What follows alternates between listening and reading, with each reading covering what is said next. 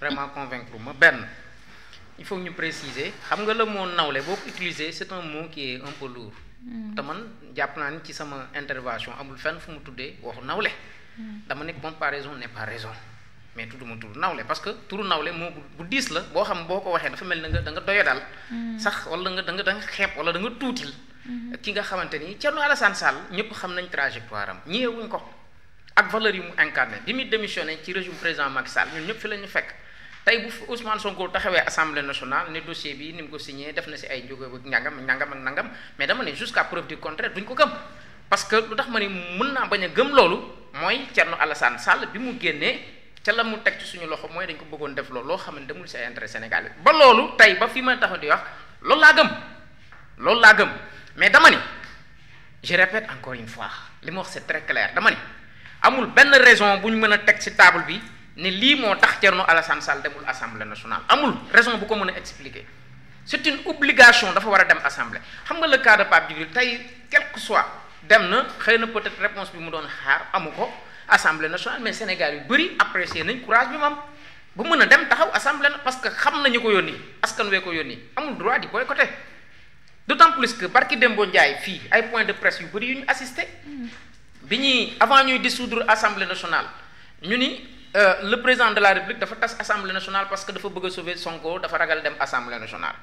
déclaration de politique générale bi jël temps ñu ni dafa ragal ñemewul débat contradictoire mais mu ñëw assemblée nationale teewu leen xam nga erreur bi ma mën a jàpp ni man Sonko moom la def DPG bi teewoon nañu DPG bi non waxuma DPG bi de dama ne DPG bi li mu yéexee ñu ni woon ñoom dafa ragal def débat contradictoire c'est le cas parce qu'il n'était pas majoritaire waaw dama ne ñoom dañu ne woon comment concevoir Fatima est-ce que dégg nga ma dégg naa la bu baax comment concevoir mais il pouvait pas parce qu'il n'était pas majoritaire Serigne loolu tamit non déedéet yow kon dimanche déggoo ko dama ne dégg naa la kay Seynabou dama ne comment wallaay Serigne dégg naa la déggoo ma comment concevoir ñu ni barki Dembo Ndiaye déclaration de politique générale bi li mu yeex c'est parce que dafa ragal def débat contradictoire mais c'est vrai loolu yow loolu nga jàpp loolu la ñu jàpp ñun ñëpp di ñun ñëpp loolu lañu jàpp non yow mënoo jàpp loolu dafa ragal la jàpp non mais parce qu'il n'était pas majoritaire il ne pouvait pas aller à l'Assemblée nationale ci jamono yooyu nga jàpp ne dafa ragal ñëw non il avait peur de certaines questions waaw dama ne de certains députés yow da ngaa jàpp ne dafa ragaloon a ñëw Assemblée nationale tout à fait non tout à fait waaw man jàpp parce que ni ko affaire bi rëddee loolu la xawoon waaw dama ni waaw loolu la xawoon nduru xaw ma ni woon loolu nga jàpp yow non loolu moo am sax déedéet bu ne loolu moo am si yow loolu am déedéet nel moo am si yow il n'était pas majoritaire waaw mais nel il ne pouvait pas se faire huer en tant que premier ministre à l'Assemblée nationale loolu daanu nga nag il pouvait être hué à l'Assemblée nationale waaw li nga wax nii du xam-xam d'accord xam nga lu tax moo wax la loolu nangul naa la Ousmane Sonko Assemblée nationale bi muy dem Assemblée nationale di fa dugg ak li mu am yëpp tey benn député la woon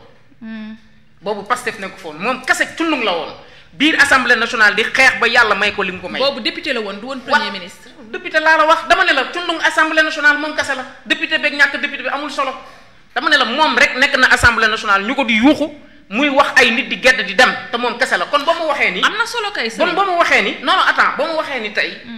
c'est parce que amul woon majorité bi moo tax ñemewul ñëw assemblée man je me pose des questions. mais en tant que premier ministre mënu ko woon. Serigne tu sais que mënu ko woon dama ni Serigne nag bu ñu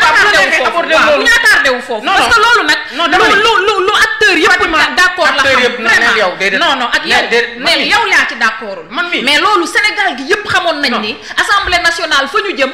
président de la république am na droit. dissoudre ko yow da ngay laaj wala laajoo. laaj naa président bi jël sama place ma ñëw toog fi non jëluma sa mais tontu bi ngay wax ni il faut ma rebondir échanger leen bopp Fatima il faut ma rebondir ku si nekk sa position non Fatima Seynabou bàyyi waa demal yow itam yaa ngi juum de non vas-y Serigne demal kii amul position kii dafa war a laaj ñuy tontu man laaj naa la mais laaj bi ngay laaj day am ay laaj yi warul toog di jël position moom amul droit jël position jëluma position laajal ma Samba laaj ma def en grand d'accord nañ ci loolu dencal sa position en grand dencal sa position grand d'accord nañ ci loolu Serigne non bu yéeg balcon bu yéeg balcon man Serigne damay wax yoo xam ni man damay jàppale non dama ni man je suis un invité dama ne li ma lay wax fii xoolal Fatima waaw xam nga système yi yëpp man pour man amul problème man li ma la wax dama ne c'est une réalité waaw da nga ne amul majorité moo tax dafa daw assemblée nationale loolu nga wax ma ni la sa gëm-gëm la kooku sax warul woon nekk yow sa position beneen bi ma ni la bu fekkee moom Ousmane Sonko dafa daw assemblée nationale pourtant bi assemblée di gën a metti la fa nekkoon de. moo tax man la député la woon. waa dama ne député ak ministre rek lépp ci yem. du benn. dama ne lépp ba man lépp ci yem. du benn. dama ne Fatima bu la nee nga wut ay justification non dama ne xoolal noonu bàyyi rek. non mais monsieur Maïga député boo xamante ni sama moroomu député la ñu toog ci pupitre bi ngay wax may delloo bokkut ak le premier ministre bu am temps de parole 2 heures de temps ak député bu am temps de parole 5 minutes. Serigne on passe non même ma ñëw kenn du avancé. fii de man du ma avancé non c'était pas la même chose. xam naa naan beneen yoon député boo xamante ne dafa taxaw ak moroomu député am ñu bokkut ak le premier ministre ki nekk ci pupitre bi wala toog fi ministre yi di toog député du fa ko fekk di ko dóor non dama la ni c'est pas la même chose bu ko jaawale nag beneen yoon moom su ma ñëwee directement nii laay def mooy yow Serigne xaaral la Serigne demal rek yow boo ñëwee nga toog fii foofu moom on passe dégg nga demal c'est que day am beneen yoon daal du ma ko mën a déglu daal non dama ne waaw parce que position bi mooy feeñ position bi moom mooy feeñ moo tax doo ko mën a attan xam nga nag man samay wax néewut a attan loolu moom yàgg nga ma ko jiiñ waaw man samay wax néewut a man kay yàgguma la ko fi jiiñ ak jaraaf ndaw moo la ko fi njëkk a jiiñ jaraaf fii jaraaf dafa ni rek xam naa waaw jaraaf ñun jaraaf moo ñu informé dafa ni ma rek xam naa sa position waaw mais ba tey neewu leen Fatima fii la position non da ngaa sol yére mu ne la sa couleur bii nangam loolu nga wax man sama position newul fii yëpp. waaw kon continuer leen débat. waaw mais non j'ai pas de position quand je suis là. mais quand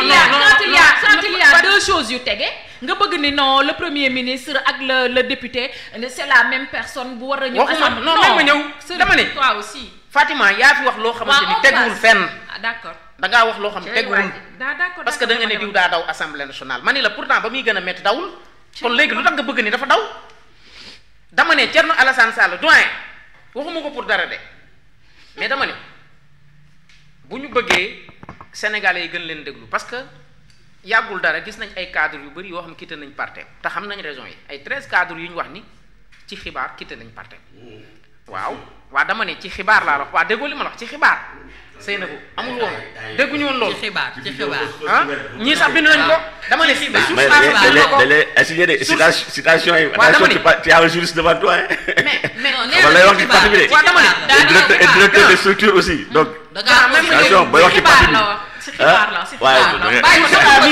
voilà waxal sa kii rek te nga bàyyi parti bi faut pas dire des choses yoo xam ne amoo ci maîtrise quoi voilà. dem leen plainte source voilà c'est ça. source parce que moom diffusion de fausse nouvelle moom gars yi dañ cee gaaw trop moom dañuy mën citation ma ne ko da ngay kon dama plainte ñi tu as un juriste et le directeur de structure du parti devant toi donc booy wax ci parti bi waaw mais grand da nga xam li ngay wax ci parti bi waaw mais yow it xamoo ko jàkkaarloo mais allons-y waaw yow it xamoo ko jàkkaarloo yow it xamoo ko jàkkaarloo dama ni xibaar yi fësal nañu ni am na 13 cadres yu quitté te nee nañ Thierno Alassane Sall mag la mënatul dem dafa war a bàyyi xale yu dem loolu lañ joxe ko ay persisté de baax na loolu lañ wax ko motif lu leer la dem leen ngeen vérifier d'accord beneen bi ay persisté beneen bi grand gis nga assemblée nationale bu ngeen bëggee lu ngeen liggéey ëllëg ci espace politique bi il faudra nécessairement ngeen am courage yu dem assemblée nationale affronter le premier ministre aujourd'hui ñu bañ ko ak ñu nangu ko premier ministre mooy joxe matière yow ay samba may leen mu ñëw dama ne c'est que koy déglu yàlla moo koy déglu waaw même ma ñëw mooy joxe matière Ousmane Sonko bu yënguwul actualité du am Sonko bu yënguwul actualité du am waaw dama ne non dama bëgg parce que da nga fay ñëw représenter un parti il faut que mu metti li nga xam nga génne ko yow non parce que waroo fi ñëw ñu lay bàyyi nii di la kii bu fi ñeneen ñëwoon ñu bokkul ak ñenn ñi gis-gis day du yomb day metti est-ce que yaa ngi dégg Serigne waay waaw dama ne Ousmane Sonko mooy joxe matière ñi ko xam ñëpp te conscient si loolu muy Thierno Alassane Sall moo tax à chaque fois buy dóor si Sonko lay dóor koo xam bu sëqatee sax journaliste yi def ko actualité ne ni mu sëqatee tiche la waroon wax waaye kat éche la wax.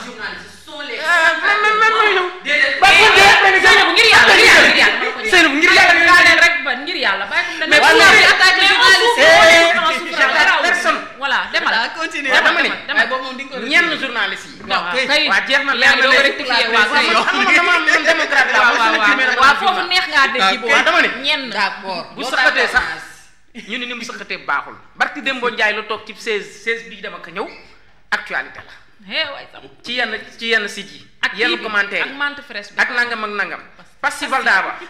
ba mu ko fi jëlee fii actualité la nit ñi toog ci presse bi di ko waxtaane bañ a dugub ba mu ko fi defee fii actualité lañ ko def di ko waxtaane la nga xam mooy ndal fondang ba mu watu woon actualité la mais Sénégal nag war na dépasser foofu moo tax ma ni moom mooy joxe matière dee leen ñaan yàlla à chaque fois muy sëqat bi di nekk actualité waaw parce que moom bu waxul actualité du am duñ bind lu am njëriñ daaneelal foofu Serigne waaw loolu daal mooy situation yi sëy na bu d'accord nañu léegi d'accord non déedéet non journaliste yi génn yi de d'accord ñenn ñi donc d'accord nañ ci loolu une partie bul toll ngir yàlla waaw non damay bañ nga jëlaat ay xeer di ma ko ñaar non d'accord mais on passe on passe position yàlla baax na alors mais grand plainte daal boo ko jébbal ko ñi est-ce qu'il y a une différence entre le premier ministre qui vient à l'Assemblée nationale monsieur Maïga et le député bi nga xamante ni il est élu ci suffrage maanaam peuple bi ñoom ñoo leen élire alors que décret dafa nommer le premier ministre donc kan moo ëpp sañ-sañ à l'Assemblée nationale pour boycott bi xam nga d'abord dafa baax di ñuy xam en fait un état de droit nan lañ ko configurer parce que xam nga c'est un principe bi nga xam ne moom la Montesquieu depuis dans les années 1700 la ko la théoriser woon ci loolu yaa ngi dégg pour éviter genre yenn amalgame yi premier ministre qui se donne des prérogatives yoo xam ne tey ji un député du peuple nga xam ne dañ ko élire xam nga man je me rappelle quand j'étais en première année de droit fac droit donc voilà loolu ñu doon jàngal quelle est la c'est-à-dire que loolu sax c'est mën c'est un mémoire mooy entre un élu et un nommé il y a même pas photo parce que ki nga xam ne dañ ko élire kooku il a ce qu'on appelle la légitimité populaire dafa am askan bu muy représenté donc du moom il n'est du coowre boppam il n'est pas comme celui ki nga xam ne dañ ko nommé c'est-à-dire que benn signature rek à tout moment mën nañ ko révoquer alors que ki nga xam ne dañ ko élire moom tant que son mandat n'arrive pas à terme yaa ngi dégg moom mënuñu ko folli donc il parle au nom et pour le compte du peuple tey Thierno Alassane Sall buy wax Assemblée nationale c'est pas du jëm ci c'est pas la personne de Thierno non mais c'est le député du peuple te nit ñi dañu war a comprendre aussi benn affaire donte nit ki yow parti politique wala coalition de parti moo la porté pour nga def Assemblée nationale mais boo xasee ba ñëw Assemblée nationale nekkatoo fi pour un parti politique pour une coalition askan bi nga fi nekkal alors que le premier ministre nga xam ne tey ñeneen mooy def le buzz moom il déroule la politique yaa ngi dégg tracé par le président de la République président de la République moo koy ne ko dawalal ma nii nga defee ko nii laa ko bëggee mu dawale ko noonu mooy